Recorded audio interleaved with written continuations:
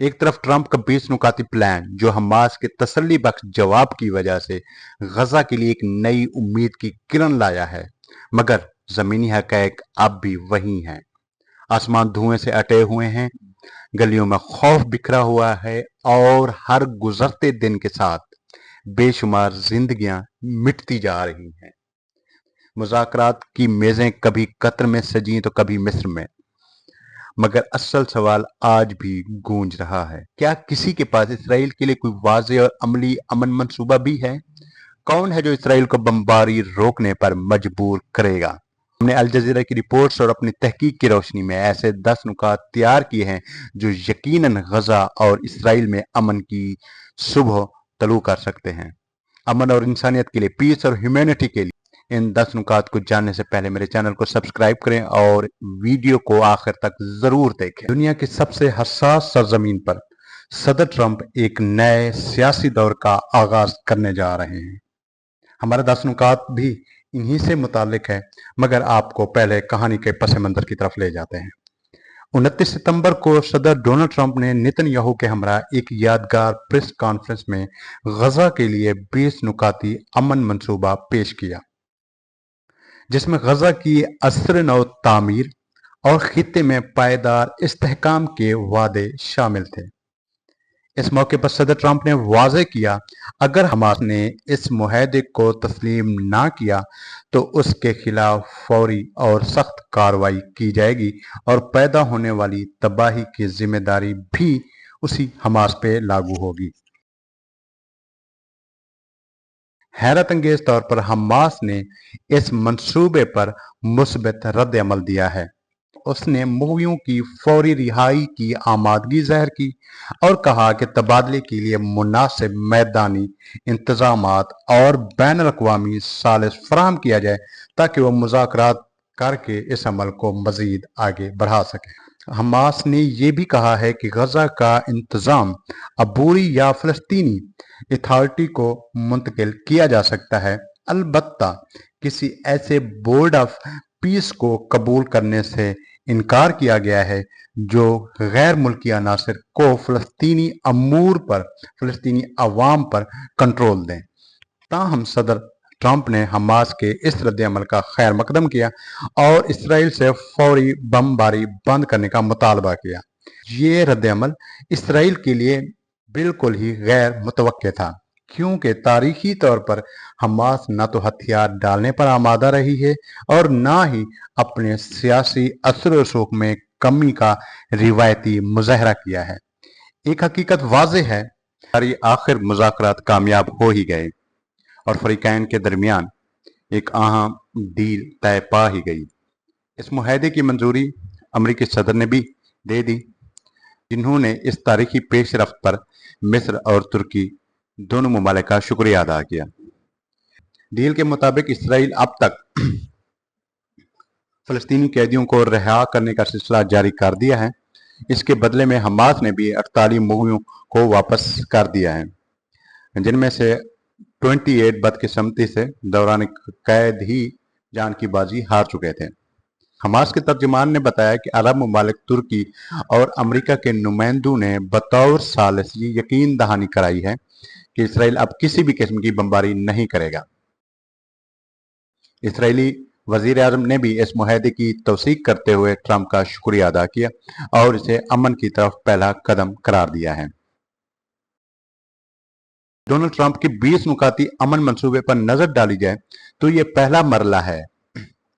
कैदियों की रिहाई, बमबारी का खात्मा और इंसानी इमदाद की फराहमी। और देखा जाए तो ये निस्बतन आसान मरहला, पहला फेज लगता है। अलबत्ता असल चैलेंज अब भी बाकी हैं। आइंदा मराहल में गजा की तामीर नौ, तरक्याती मंसूबों की शुरुआत, अबूरी हुकूमत का कयाम, ISF की तैनाती और हमास के मुकम्मल सरेंडर जैसे हसास मामलात अभी बाकी हैं। दुनिया भर की नजरें अब इस बात पर मरकूज हैं, क्या ये इब्तदाई कामयाबी खित्ते में पायदार अमन की बुनियाद रख सकेगी या सिर्फ एक वक्ती वक्फा साबित होगी।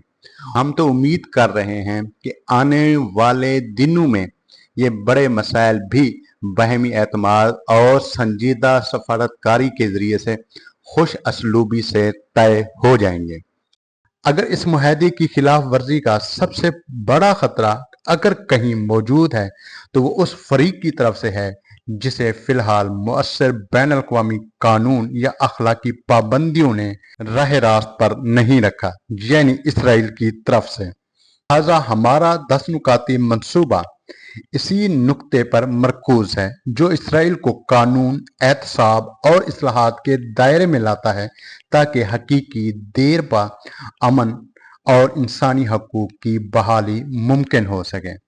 تو چلتے ہیں ہم اپنے 10 نکات کی طرف۔ سب سے پہلا پوائنٹ، یہ وقت ہے کہ اسرائیلی لیڈر نفرت اور تصادم کی بجائے انسانیت، اتحاد اور مکالمے کے پیغام کو فروغ دیں، کیونکہ گزشتہ برسوں میں اسرائیلی سیاست میں شدت پسندی اور فلسطینیوں کے خلاف نفرت کی پالیسیوں نے جنم دیا ہے جسے ختم کرنا اب ناگزیر بن چکا ہے۔ اسرائیلی فوج کی عصر نو تشکیل، اسرائیلی فوج کے ڈھانچے اور ضابطہ اخلاق کو مکمل طور پر اخلاقی اور انسانی بنیادوں پر تشکیل دینا ضروری ہے۔ ایسا عسکری کوڈ متعارف کرانا ضروری ہے جو بین الاقوامی انسانی قوانین سے ہم آہنگ ہو۔ حالیہ جنگوں نے یہ ثابت کیا ہے کہ فوج کے اندر فلسطینیوں کو غیر انسانی انداز میں پیش کرنے کا رویہ جڑ پکڑ چکا ہے، جس کا اظہار انہوں نے مختلف سوشل میڈیا کے ایپس پر اپنی پوسٹوں کو شیئر کرنے سے ظاہر کرتا ہے، جس کا خاتمہ صرف عسکری اصلاحات سے ہی ممکن ہے۔ اسرائیلی سیاسی اور عسکری قیادت کو بین الاقوامی فوجداری عدالت انٹرنیشنل کرمنل کورٹ میں جواب دہ ہونا چاہیے۔ انسانی حقوق کی تنظیمیں، سول سوسائٹی اور ماہرین پہلے ہی اسرائیلی مظالم کے شواہد جمع کر چکے ہیں اور ان شواہد کی ایک باقاعدہ جانچ پڑتال ہونا بہت ضروری ہے۔ ان شواہد کی بین الاقوامی سطح پر جانچ اور مجرموں کی سزائیں نہ صرف عالمی انصاف کے عمل پر اعتماد بحال کریں گی بلکہ مستقبل کے جرائم کی ہمیشہ کے لیے روک تھام بھی ممکن بنائیں گی۔ غزہ کو فوری طور پر زمینی، فضائی اور بحری محاصرے سے آزاد کیا جانا چاہیے جو 2007 سے جاری ہے۔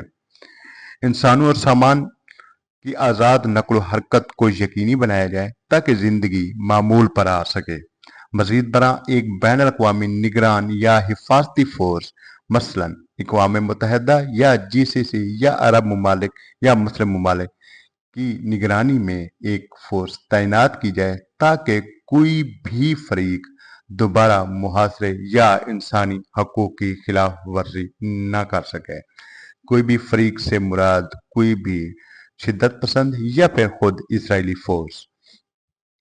بین الاقوامی عدالت انصاف انٹرنیشنل کورٹ آف جسٹس کے فیصلے کے مطابق اور ان کی رولنگ کے مطابق مغربی کنارے میں قائم تمام غیر قانونی یہودی بستیاں فوراً ختم کی جانی چاہیے۔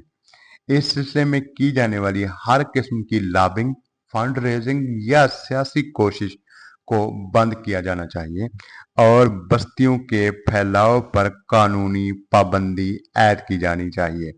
یہ نہ صرف اسرائیل لیول پہ بلکہ اکراس دا ورلڈ یعنی کہ UNO اور مختلف ادارے بھی اس چیز پابندی کو یقینی بنائیں۔ اسرائیلی پارلیمنٹ سے قانون کے ذریعے سے اور عالمی اداروں کی طرف سے بھی اس پابندی کو یقینی بنانے کی کوششیں کی جانی چاہیے۔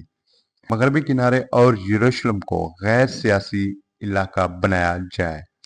مغربی کنارے اور یروشلم سے تمام فوجی ڈھانچے، چیک پوسٹ، نگرانی ٹاورز اور دیواریں ہٹائی جائیں جو فلسطینی زمین کو تقسیم کر رہی ہیں۔ اس اقدام سے نہ صرف فلسطینی عوام کے دلوں میں غصب شدہ سرزمین کا احساس کم ہوگا بلکہ علاقے میں امن اور اعتماد کی فضا بھی بحال ہوگی۔ امریکی منصوبے میں ویسے تو 1700 قیدیوں کی رہائی کا ذکر ہے مگر اصل تعداد اس سے کہیں زیادہ ہے۔ تمام اسرائیلی جیلوں کا بین الاقوامی قانونی ماہرین کے ذریعے سے معائنہ ہونا چاہیے۔ سیاسی، انتظامی یا انتقامی قیدیوں کو فوری طور پر رہا کیا جانا چاہیے۔ انسانی وقار اور انصاف کی بنیاد یہی بنتی ہے۔ अपने हमसाया ममालिक की जोग्राफी हदूद, खुद मुख्तारी और आज़ादी का एहतराम करना चाहिए। बाहमी ताउन, तिजारत और अमन पर मबनी पॉलिसियों को फ़रोग़ दिया जाना चाहिए ताकि पूरे खित्ते में इस्तेहकाम पैदा हो और इसराइल को फ़लस्तीनियों के हक़ वापसी पर बामानी मुज़ाकरात का आगाज़ करना होगा।